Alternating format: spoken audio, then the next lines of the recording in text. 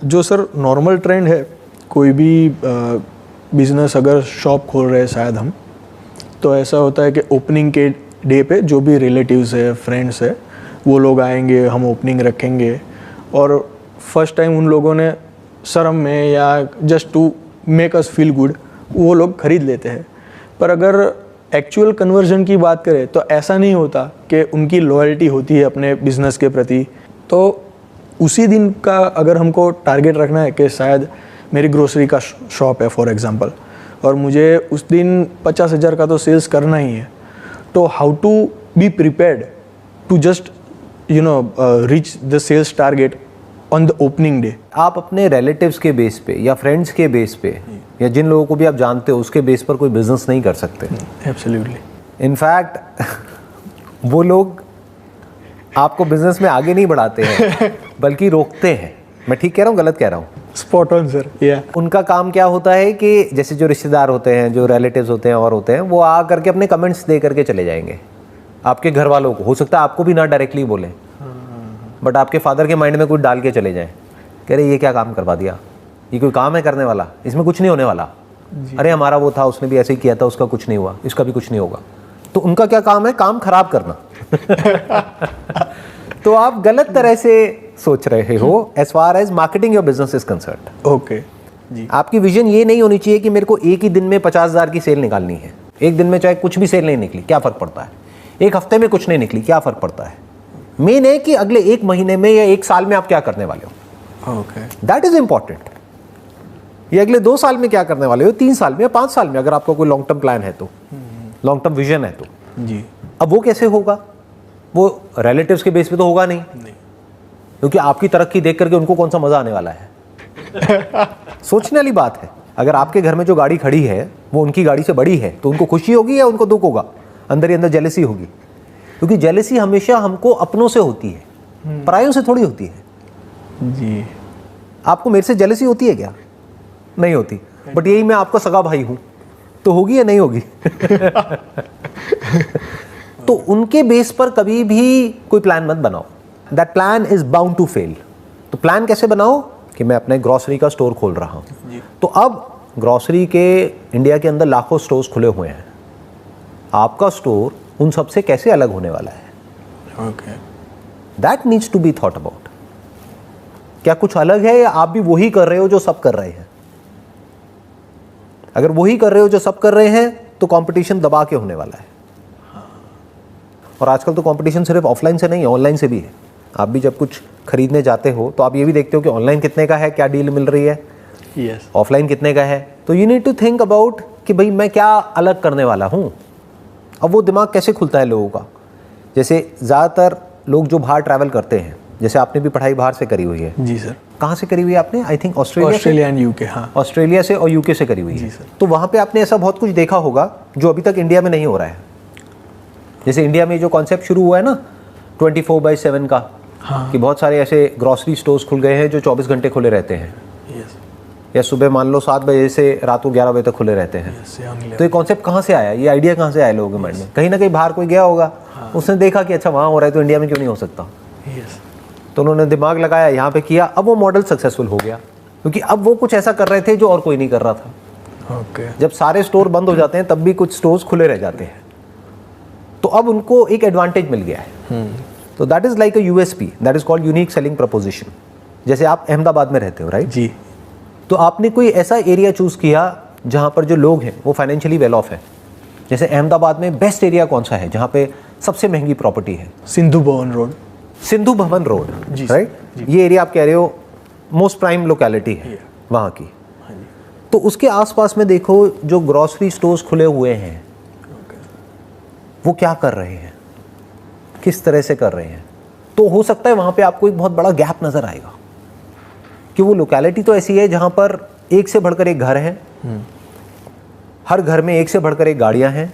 जी, मैं ठीक कह रहा हूँ ना? जी, एब्सोल्युटली। यानी कि पॉश लोकेलिटी है, लेकिन हो सकता है उसके आसपास में एक भी ऐसा स्टोर ना हो, ग्रॉसरी स्टोर, जो कि सिर्फ हाई एंड आइटम्स रखता हो, जो उन लोगों के लिए हो जो बहुत ही हेल्थ कॉन्शियस है। ओके। यानी वो चीज़ जो एक नॉर्मल ग्रॉसरी शॉप में मिलेगी 100 रुपए की, वही चीज़ किसी दूसरे ब्रांड की वहाँ पे मिलेगी 500 रुपए की। फॉर एग्जाम्पल मानुका हनी, आपने सुना है इसके बारे में? नहीं सर। न्यूजीलैंड में काफ़ी पॉपुलर है।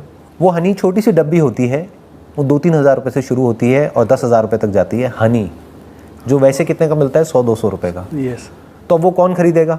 वो आप किसी ऐसी लोकेलिटी में चले गए जहाँ पर के पेइंग कैपेसिटी नहीं है लोगों की, तो गालियाँ निकालेंगे।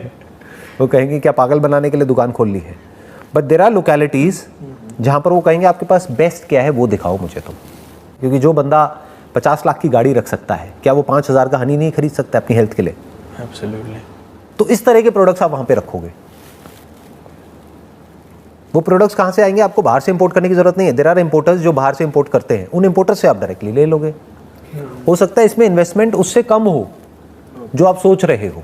ऑलराइट। क्योंकि हो सकता है आप अपने माइंड में सोच रहे हो कि मैं एक ऐसा ग्रोसरी स्टोर खोलूंगा जो बहुत बड़ा होगा। कितना भी बड़ा हो, और बड़े बड़े खुले हुए हैं, उनसे तो छोटा ही है ना। हाँ। कितने हैं जो बहुत बड़े बड़े खुले हुए हैं, मैं नाम नहीं लूंगा बट आप समझ गए होंगे। यस। कितने सारे हैं, चेन ऑफ स्टोर्स है यस जी। जो 10,000 स्क्वायर फीट के हैं, 20,000 स्क्वायर फीट के, 50,000 स्क्वायर फीट के। इतना बड़ा तो आप खोलोगे नहीं, तो कितना भी बड़ा खोल लो उनसे तो छोटे ही रहोगे। हाँ। तो मैं क्या कह रहा हूँ, चाहे छोटा सा खोलो, ओके। एक ऐसी शॉप ऐसी जगह पर जहां पर उससे मिलती जुलती और कोई शॉप नहीं है, और प्लस आप उनके घर पे डिलीवर करो। और अपनी मार्केटिंग के लिए एक अच्छी सी बाइक रखो जिसमें कि आपकी ब्रांडिंग हो रखी हो। ओके। तो आपकी एड अपने आप हो रही है। हाँ। जब भी कोई वो बाइक लेकर के जा रहा है, जैसे होती है नॉर्मली सबकी, बट अच्छी सी, इसमें पैसा लगाओ। बजाय बड़ी शॉप में पैसा लगाने के छोटी शॉप खोलो, होम डिलीवरी दो।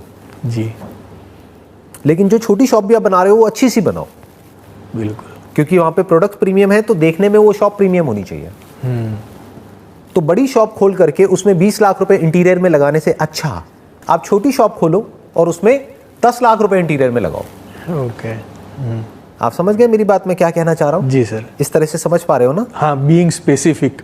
हाँ, you must be very specific कि exactly what is it that you are going to do. किस गैप को आप फिल करने वाले हो, that must be very clear in your mind. तो अगर इस तरह से आप करते हो तो आपके सक्सेसफुल होने के चांसेस बहुत ज़्यादा है, उसमें फेल होने के चांसेस बहुत कम है। क्योंकि एक नीड है जो और कोई देख नहीं पा रहा है और कोई फुलफिल नहीं कर पा रहा है, उसको आप फुलफिल कर जाओ तो काम हो जाता है। फॉर एग्जाम्पल मानुका हनी की अभी हम बात कर रहे थे। हाँ जी। अगर आप डायरेक्टली बाहर से मंगाते हो और आप ऑनलाइन सेल करते हो, अब वहाँ पे क्या होगा, आप देखोगे ऑनलाइन कितने कितने लोग हैं, कितने कितने ब्रांड्स के और कितने कितने में बेच रहे हैं।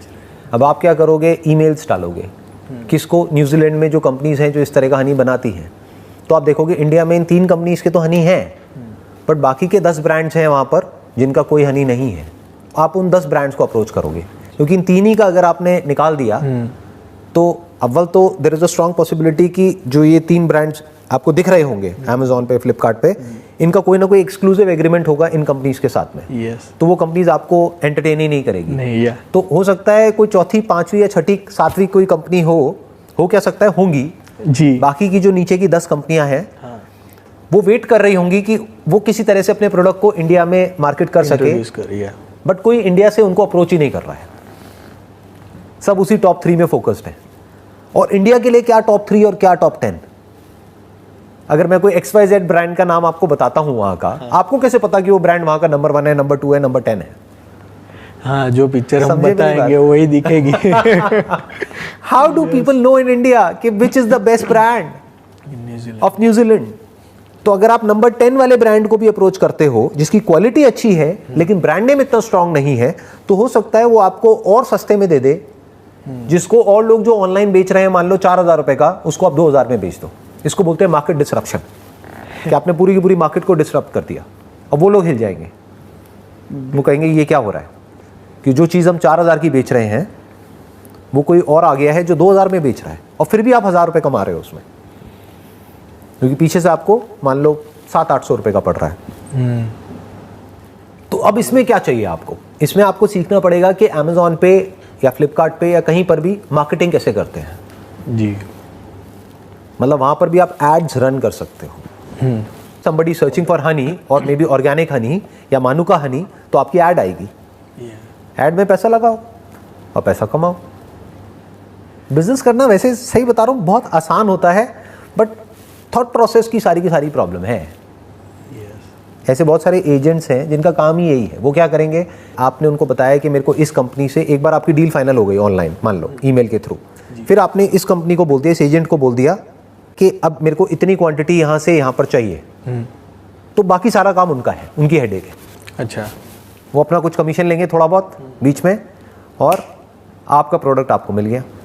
हाँ, तो आप फोकस कर सकते हो हाउ टू सेल, क्योंकि वो लाने का हेडेक आपको नहीं इंपोर्ट रहेगा। करने का सारा हेडेक आपका है ही नहीं। वो किसका है, एक एक्सपर्ट का, जो बंदा उस फील्ड में एक्सपर्ट है, यस, जिसका काम ही यही है। एंड तो वो पूरा हेडेक उसका हो गया। हाँ जी, बनाने का हेडेक उस कंपनी का हो गया। आपका हेडेक क्या है, आपके घर में प्रोडक्ट आ गए, छोटे छोटे से डब्बे हैं, मान लो शुरू में आपने ज़्यादा नहीं 20 ही मंगाए, ओके, और 1000 रुपये का एक पड़ा, तो कितने का हो गया, 20,000 रुपये की इन्वेस्टमेंट हो गई। अब आपकी सेलिंग स्किल्स और मार्केटिंग स्किल्स यहाँ पर काम आएगी। अगर आप 20 बेच सकते हो तो आप 200 भी बेच सकते हो, 200 बेच सकते हो तो 2000 भी बेच सकते हो, और एक प्रोडक्ट बेच सकते हो तो दूसरा भी बेच सकते हो। तो कितने ऑप्शंस खुल गए, वायबिलिटी बहुत ज़्यादा हो गई, बहुत और ज़्यादा एक्सपोजर भी एकदम। और ये सब जो मैं बातें कर रहा हूँ ना, ये कोई थ्योरेटिकल बातें नहीं है, लोग ऐसा कर रहे हैं इंडिया में। बस ये है कि इस सब के बारे में किसी को पता नहीं है। तो ये मैं जो सीक्रेट्स हैं अंदर के, वो सब ओपन कर रहा हूँ। जी, थैंक यू सर।